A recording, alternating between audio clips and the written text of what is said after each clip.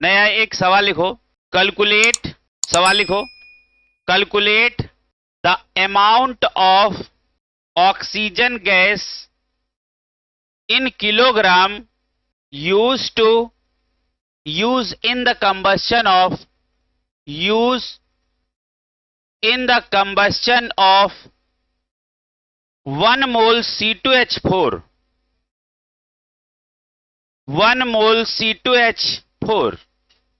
सवाल हो गया, C2H4 के 1 मोल को कंबस्शन करने के लिए कितने किलो ऑक्सीजन की आवश्यकता होगी। सवाल समझ में आया?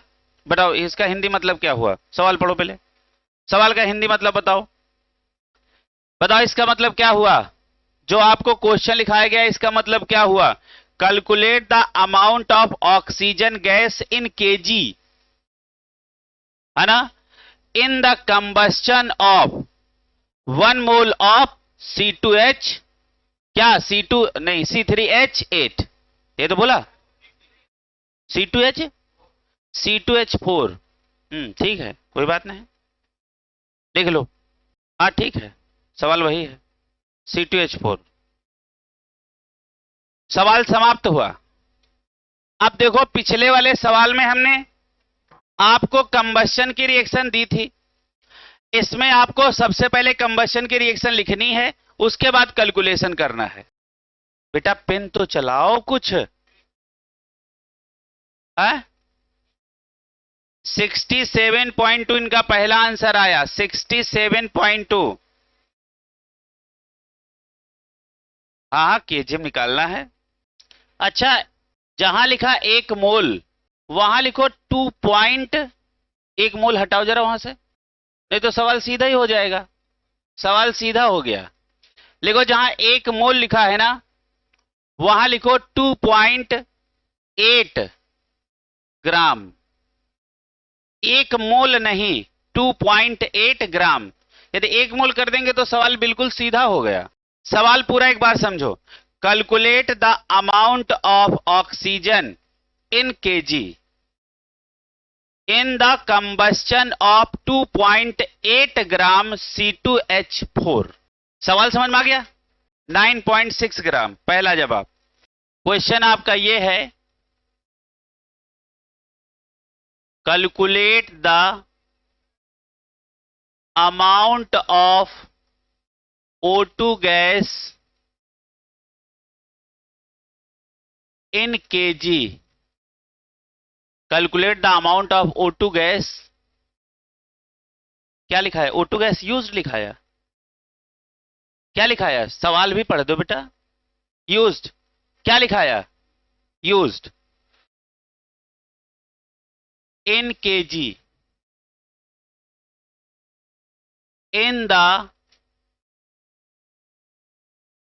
in the combustion of 2.8 gram C2H4। सवाल देख लो एक बार।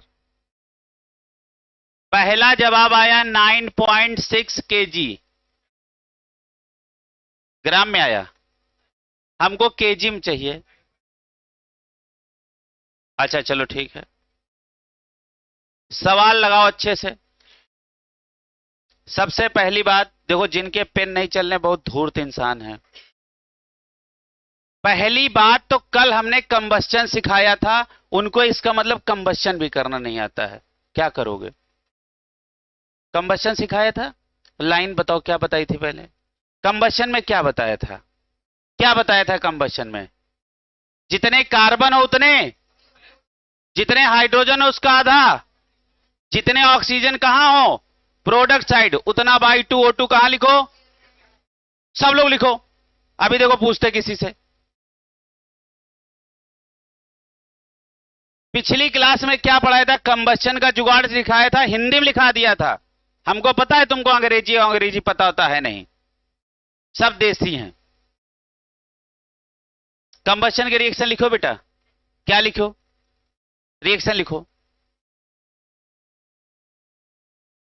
चलो जरा ध्यान से देखो, C2H4 प्लस लगाओ, थोड़ी जगह छोड़ो, बताओ सबसे पहले क्या लिखेंगे? कितना CO2? 2 CO2। जितना कार्बन हो उतना कार्बन डाइऑक्साइड बना दो, और जितना हाइड्रोजन हो उसका आधा पानी, तो क्या बनाओगे? 2H2O। यहां कितने ऑक्सीजन हैं? हमने कहा था इससे इसको मल्टीप्लाई कर देना, तो कितने ऑक्सीजन हैं? 4। इससे इसको मल्टीप्लाई करो तो यहां 1 ऑक्सीजन है ना, तो यहां कितने हैं? 2 ऑक्सीजन। दोनों जोड़ो 6 ऑक्सीजन। क्लियर है? अब इतना बाई 2O2 यहां लिख दो, तो 6/2O2। इसी स्टाइल में लिखेंगे पहले, बाद में 3 आता है। पहले लिखने का तरीका 6/2O2, फिर उसके बाद इसको फाइनल लिखो, C2H4 प्लस 3O2, ये क्या हो जाएगा? 2CO2 plus 2H2O। ये आपकी कंप्लीट कंबस्शन की रिएक्शन हुई। अब इसके बाद जो सवाल में कह रहा वो लगाओ, सबका पेन चलना चाहिए। अब पिछली क्लास में क्या पढ़ाया, आगे आना चाहिए। ये पिछली क्लास में पढ़ा दिए थे। यदि पेन नहीं चलता है तो बैठो आराम से घर पे। हम ये रिएक्शन लिख गई, चलो आगे बढ़ो, यहां आ जाओ। अच्छा एक बात बताओ, हम इसके इस ग्राम को मोल में बदल लें क्या? चाहे वैसे कर लो, चाहे ग्राम से कर लो, चाहे जैसे कर लो। चलो ग्राम से कर लो डायरेक्ट। अच्छा एक बात बताओ, इसका अब ये रिएक्शन अपनी बैलेंस हो गई ना? जब इसका 1 मोल खर्चा होता है ना, तो इसके कितने मोल खर्चा होते हैं? 3 मोल, है ना बेटा? 3 मोल। क्लियर है? अच्छा 1 मोल को यदि हम इसका ग्राम में लिखेंगे तो क्या होगा? ग्राम मॉलिक्यूलर मास, है ना? बताओ बेटा, 1 मोल C2H4 का मतलब क्या है? इसी का ग्राम में मॉलिक्यूलर मास। तो ये कितने ग्राम हो गए? 12 24 प्लस 4, ये कितने हो गए? 28 ग्राम, है ना? तो यहां ये बताओ 1 मोल C2H4 किसके बराबर है? 28 ग्राम। अच्छा इसी को ग्राम को किलोग्राम में बदल दें, कितना हो जाएगा? बता बेटा। 28 इंटू 10 की पावर -3 kg। इसके 2 जुगाड़ हम बताएंगे आपको। अच्छा बताओ 1 मोल O2 कितना होता है? 1 मोल O2 किसके बराबर होगा? 32 ग्राम O2 के बराबर होगा कि नहीं? अरे इसी का ग्राम मॉलिक्यूलर मास। क्लियर है? तो बताओ 3 किसके बराबर होगा? 96 ग्राम। इसको 3 से मल्टीप्लाई कर लेना, ठीक है? तो ये कितना हो जाएगा? 96 इंटू 10 की पावर -3 kg। सवाल खत्म हुआ? खत्म हुआ कि नहीं हुआ? अब जरा ध्यान से देखो बेटा, अब जरा ध्यान से देखो, 28 इंटू 10 की पावर -3 kg C2H4 के लिए, है ना? कितनी चाहिए? कितनी चाहिए? 96 इंटू 10 की पावर -3 kg O2, है ना? बताओ इतने के लिए कितने ग्राम, कितने किलोग्राम चाहिए? इतना। तो बताओ 1 के लिए निकाल लो, क्या हो जाएगा? 96 इंटू 10 की पावर -3 अपान 28 इंटू 10 की पावर -3। तो इसलिए कितने ग्राम है? 2.8। अब जरा 2.8 को किलोग्राम में बदल लो, कितना हो जाएगा? 2.8 इंटू 10 की पावर -3 kg हो जाएगा कि नहीं? ग्राम को किलोग्राम में बदल लिया। अब आ जाओ यहां पे 96 अपान और इंटू 10, ये देखो ये काट दिया पहले ही, इसका टेंशन खत्म। अब यहां सीधे तुम्हारे पास बचा क्या है? सीधे ये वाली संख्या से मल्टीप्लाई कर दो, 2.8 इंटू 10 की पावर -3। अब देखो ये काट दें, एक 0 यहां बढ़ा लें इसका, या पावर में इधर ले लो, जैसे मन करे। इसको -4 कर दें, ये हट गया। क्लियर हुआ? 28 से 28 कट गया, तो क्या हो गया? 96 इंटू 10 की पावर -4 इतने किलोग्राम। हां आपका मन करता है तो 9.6 इंटू 10 की पावर -3 kg ये क्या है O2। ठीक है, क्लियर हुआ क्या? बताओ, पक्का? अच्छा, इसको एक दूसरी तरीके से और लगा सकते हो, मोल से। लास्ट में हम बदल लेंगे। चलो वो दूसरा तरीका भी हम आपको बता देते हैं, है ना? दूसरा तरीका भी इसका देख लो। एक दो जो तुम्हें अच्छा लगे वो तरीके से अपना लगाना। हम दोनों तरीके बताए दे रहे हैं। इसके बगल में हम दूसरा तरीका बताने जा रहे हैं।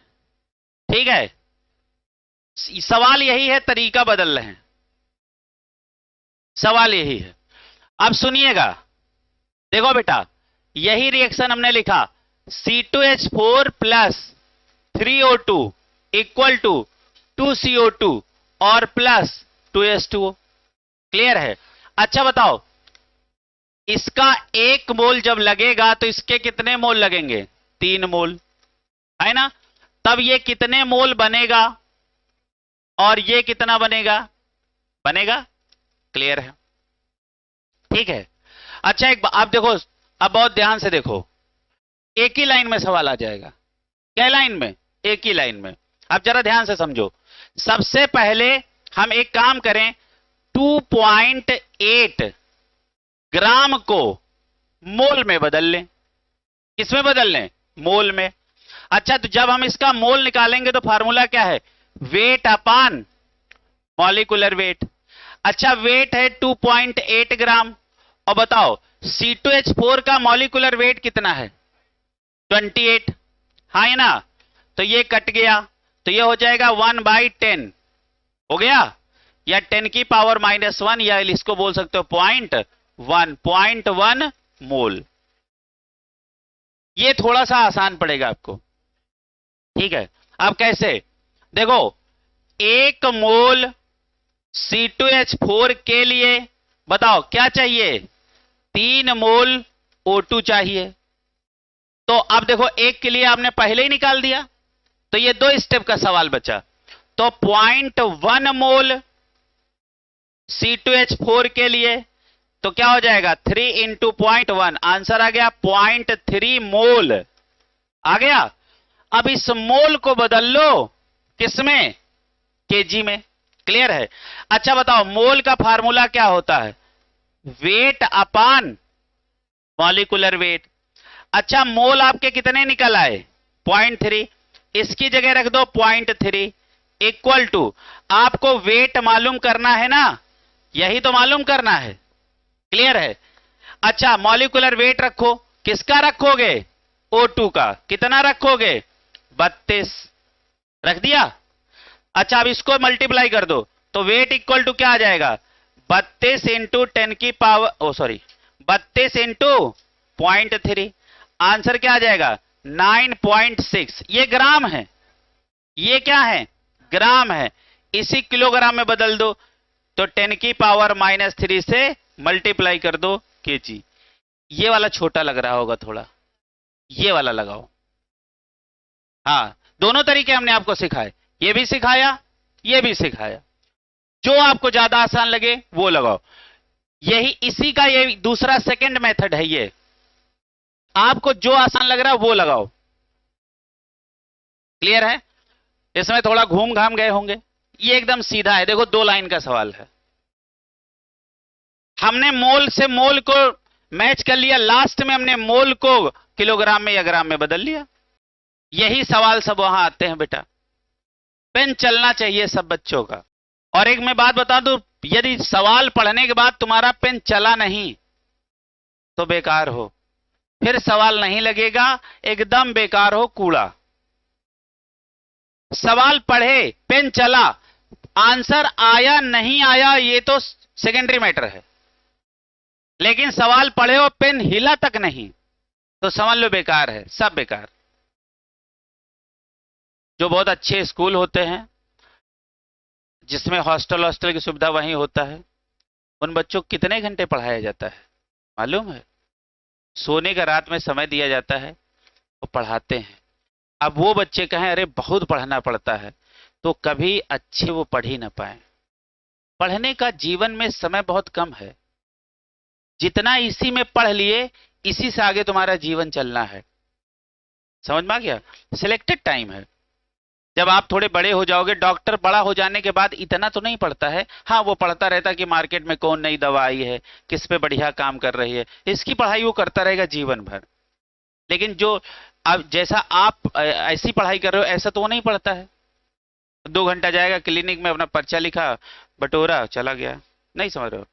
हाँ, उसके बाद वो काम किस पे करता है? दवाइयों पे, कि मार्केट में कौन सा एंटीबायोटिक अच्छा आया है ना, कौन कौन सी बीमारियों बढ़िया काम कर रहा है, इसको पढ़ता रहेगा जीवन भर। अब पता लगे अब थोड़ी टेरामाइसिन देगा, ठीक है? अब तो थर्ड के बाद फोर्थ जनरेशन एंटीबायोटिक आ गई है। इस सवाल को देखो, हमने दो आपको मेथड बताए, जो बढ़िया आपको लगे वो आप एक्सेप्ट करो। ये आप, अच्छा ये क्या है देखा जाए तो ये बस 2 लाइन का सवाल है, 2 लाइन का सवाल है। क्लियर है? सवाल लगा लोगे? अब इसी में लिखो केस नंबर 2। अच्छा, घर जाने के बाद हम पढ़े ही नहीं, क्या पढ़ाया गया? कंबस्चन कल पिछली क्लास में सिखाए बेटा, ये कंबस्चन होता है, कैसे जलाना है, पूरी कहानी समझाए है। और आज कंबस्चन का ही सवाल दे दिए। अरे सवाल ना लगता अलग बात थी, कंबस्चन तो होता। क्लियर है? लिखो केस नंबर 2 लिखो बेटा। अच्छा केस 1 क्या था? केस 1 क्या था? अच्छा अब हम नोट्स भी चेक करेंगे, किसी का भी नोट्स हम मांग सकते हैं कि आप अपना नोट्स दिखाएं, क्या पढ़ रहे हो। पत्रकार बनने की कोशिश ना करना, आज यहां लिख लिए कल वहां लिख लिए, है ना? हाँ, तो ये नहीं चलेगा। लिखो भैया केस नंबर 2 लिखो, व्हेन रिएक्शन इन्वॉल्व, लिखो when reaction involve only one reactant, when reaction involve only one reactant, जब रिएक्शन के पास सिर्फ एक रिएक्टेंट हो। और अभी तक क्या पढ़ा रहे थे? जब एक से ज्यादा रिएक्टेंट हो। तो नीचे लिखो। अच्छा एक बात बताओ, यदि एक रिएक्टेंट हुआ तो ये बताओ किस टाइप की रिएक्शन होगी? डीकंपोजिशन। क्यों? अब एक रिएक्टेंट को तोड़ोगे नहीं तब तक प्रोडक्ट बनेगा नहीं। हाँ, दो होते तो कॉम्बिनेशन टाइप रिएक्शन हो सकता था, होगा कि नहीं? रिएक्टेंट दो मिले आपस में फिर प्रोडक्ट बनाए। लेकिन जब सिंगल रिएक्टेंट होगा तो बताओ किस टाइप की रिएक्शन होगी? डीकंपोजिशन। तो लिखो, लिखो जनरली डीकंपोजिशन रिएक्शन। ये सामान्यतः किस तरीके की रिएक्शन होती है? Decomposition reaction.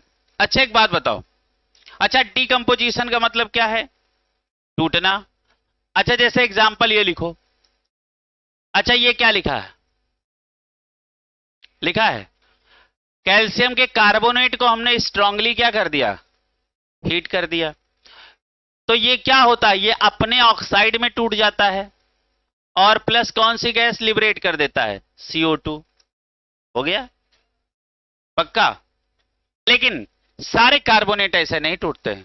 Hg और Ag के कार्बोनेट दूसरी तरीके से टूटते हैं, हम वो भी लिखा देते हैं।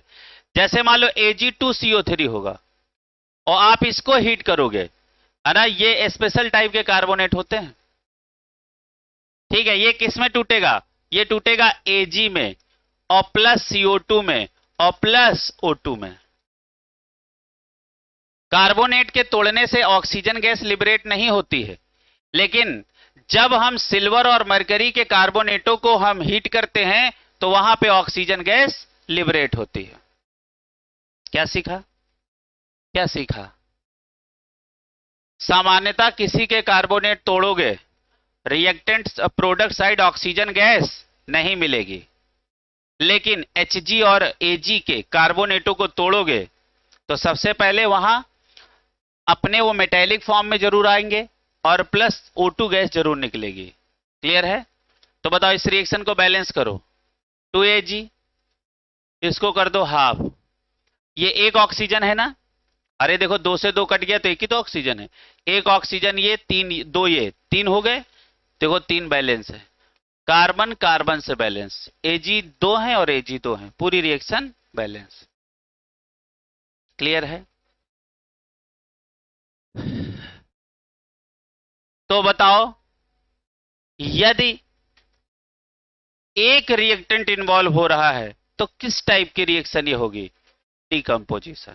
ठीक है, अब एक हम चाहते हैं सवाल लिखो बेटा, लिखो। अच्छा, किसी सवाल में आपसे रेजिड्यू पूछ ले, रेजिड्यू, रेजिड्यू का मतलब होता है अवशेष या बचा हुआ। अच्छा बताओ, किसी रिएक्शन में अवशेष या बचा हुआ कौन होगा? है ना, कौन होगा? लिमिटिंग रिएजेंट के हिसाब से देखें तो एक्सेस अमाउंट है ना, वही तो बचा हुआ होगा। या लिमिटिंग रिएजेंट का सवाल नहीं है तो कौन बचा होगा? जो गैसों के रूप में उड़ नहीं पाएगा, दैट इज मेटल या प्रेसिपिटेट। यही तो रेजिड्यू होगा जो रिएक्शन में बचा रहे, है ना। तो एक जगह लिखो, लिखो रेजिड्यू मींस, ये स्टार लगा के लिखो। सवालों में पूछ लेगा रेजिड्यू बताओ, तो रेजिड्यू का वहां मतलब क्या होगा?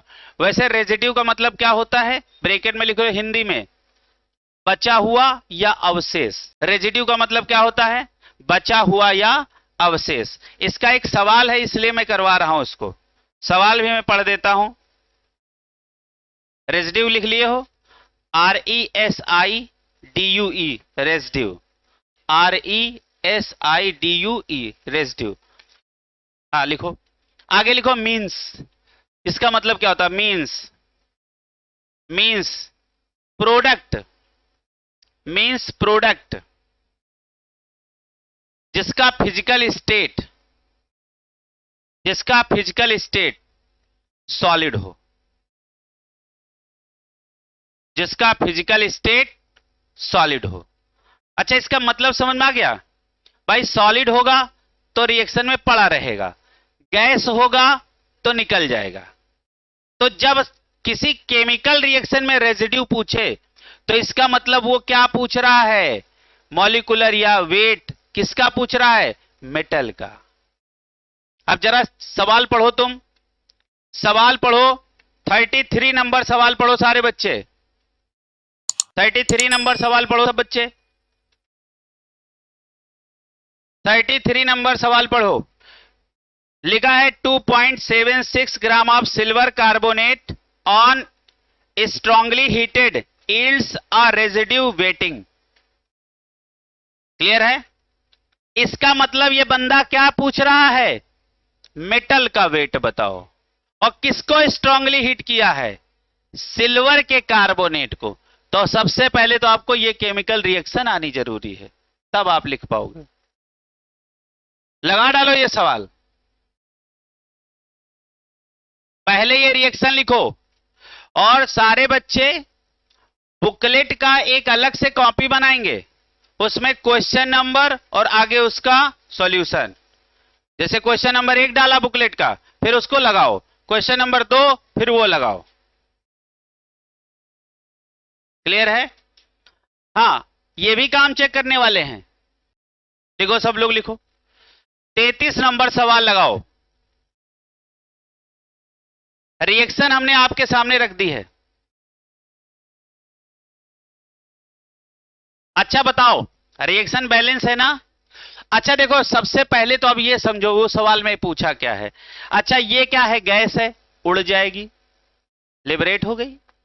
ये गैस है, लिबरेट हो गई। तो बताओ बचा क्या रहेगा? यही तो मेटल है, यही रेजिड्यू वेटिंग है। इसी का आपको वेट निकालना है। सवाल समझ में आया? सवाल समझ में आया? क्लियर है? पढ़ो अब। अच्छा, मोल से लगाया जाए, ग्राम से लगाया जाए? जैसे कहो, मोल से। अच्छा एक बात बताओ, 1 मोल Ag2CO3 है ना, प्रोड्यूस करता है कितना? 2 मोल Ag, है ना? क्लियर है? सवाल खत्म एक ही लाइन में, पक्का? तो अब कितने ग्राम आपको दिया है? 2 पॉइंट, हाँ 2.76 ग्राम को मोल में बदल लो। मोल क्या हो जाएगा? वेट अपान मॉलिक्यूलर वेट। अच्छा ये क्या दिया गया है? Ag2CO3 का वेट दिया गया है ये, है ना, इसको मोल में बदल लो।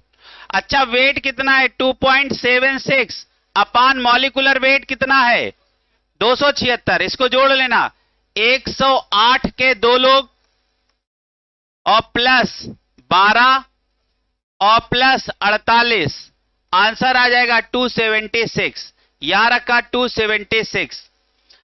अच्छा ये पॉइंट हटाने के लिए 2 जीरो बढ़ा दे, पूरा कट गया, ये क्या आ जाएगा 1/100। क्या इसको 10 की पावर -2 नहीं लिख सकते हो? इतने क्या है मोल। क्लियर है? अब ये अपने पास है सवाल। अब 1 मोल के लिए तुम पहले ही निकाल दिए, तो अब सिर्फ कितना स्टेप बचा है? 1। यूनिटरी मेथड में 3 स्टेप आते हैं, पहला, दूसरा, तीसरा। पहला अकॉर्डिंग टू इक्वेशन, दूसरा 1 के लिए, तीसरा जो पूछ रहा हो। ठीक है, अब 1 के लिए पहले ही निकाल दिए, तो बस एक लास्ट स्टेप बचा है। कितने के लिए? हां 10 की पावर -2 मोल Ag2CO3 प्रोड्यूस क्या करेंगे 2 इंटू 10 की पावर -2। ये क्या है और ये आंसर किस में आ रहा? ग्राम में। तो क्या हो जाएगा? सॉरी, ये तो मोल आ रहा। ओ माय गॉड, इतने क्या आ गए? मोल। अब इसको तुम किस में बदल लो? आंसर देखो किस में दिया गया है? ग्राम में दिया गया है। बस तुम इसको मोल में बदल दो। देखो ये अपना मोल है, मोल इक्वल टू क्या हो जाएगा? वेट अपान मॉलिक्यूलर वेट। अब आपको इसका वेट मालूम करना है ना? ये आपको मालूम है, ये देखो यही तो निकाल के बैठे हो। ये कितना हो गया? 2 इंटू 10 की पावर -2 इक्वल टू वेट अपान, बताओ एजी का कितना होता है? 108, 108। तो वेट इक्वल टू क्या हो जाएगा? 108 को 2 इंटू 10 की पावर -2 से मल्टीप्लाई कर दो, क्या आ जाएगा? 216 इंटू 10 की पावर -2 या 2.16 ग्राम। आंसर कहां है? पहला। ये मोल वाला रास्ता बढ़िया है। ठीक है, जो तुम्हें अच्छा लग जाए वही बढ़िया है। ठीक है, मोल से मोल की लड़ाई करवाए, लास्ट में अपना ग्राम किलोग्राम में बदल लिए। ये सवाल बढ़िया लग रहे हैं? धीरे धीरे इसके अंदर घुसो। ये बहुत कठिन सवाल नहीं है, ये सिर्फ टॉफी छाप क्वेश्चन है। एक टॉफी इतने की तो 2 टॉफी कितने की, वैसे नहीं लग रहा? क्लियर है? कौन सा वाला? रेजिड्यू? तो बता तो दिया, कैसे बताते हैं? रेजिड्यू का मतलब ये होता है, जैसे मान लो एक आदमी है चल नहीं पाता है और उस घर में बाकी लोग चल लेते हैं, भीड़ में सब भाग गए, बचा कौन? जो नहीं चल पाता है, यही रेजिड्यू है। क्लियर है? अब ये रिएक्शन हुई, ये रिएक्शन हुई, ये मेटल है, ये उड़ तो पाएगा नहीं, गैस है उड़ गई, बचा कौन रह गया? एजी, यही रेजिड्यू है। बेटा कौन सी भाषा में समझाएं, हम समझ नहीं पाते हैं। इतना सरल करके बता दो, फिर भी 4 बार तो बड़ा मुश्किल लगता है। थोड़ा सा या तो कुछ खाओ, बादाम खाओ, कुछ अच्छा खाओ, अच्छे विचार रखो, तो दिमाग थोड़ा बढ़ेगा। हमारा कहने का मतलब है थोड़ा सा अपने लेवल को अप करो। क्लियर है? और वो कैसे होगा? मेहनत से। जैसे हमने कहा रेजिड्यू का मतलब क्या है? बचा हुआ। यहां बचा हुआ कौन है? जो उड़ ना पाए, जो गैस फॉर्म में ना हो। मेटल है, यही तो पड़ी रह जाएगी, गैसें तो उड़ गई, यही रेजिड्यू है। यहां रेजिड्यू का मतलब, अवशेष का मतलब उस अवशेष से नहीं है कि 10% खर्चा हो गया 90% बचा है। यहां इससे मतलब है कि रिएक्शन में क्या बचा रह गया, गैसें तो उड़ गई, वो यहां रेजिड्यू है। जैसे रेजिड्यू का सेंस नहीं समझ में आता? हाँ, रेजिड्यू का मतलब ये नहीं समझ में आ रहा कितना बचा, अवशेष कितना है।